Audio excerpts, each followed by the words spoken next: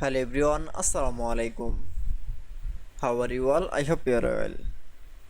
Welcome back to my channel in this new video. Today's video, how to create double border in Google Sheets. So get started. At first, open your Google Sheets file.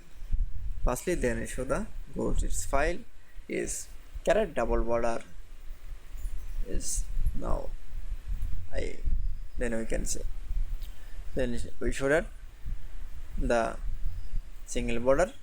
This single border is convert the double border. Now select from the all border option. Now going to the border menu option. Now click for the border style option. Then click for the double border option. Now click the all border option. That's it. Then show the create double border.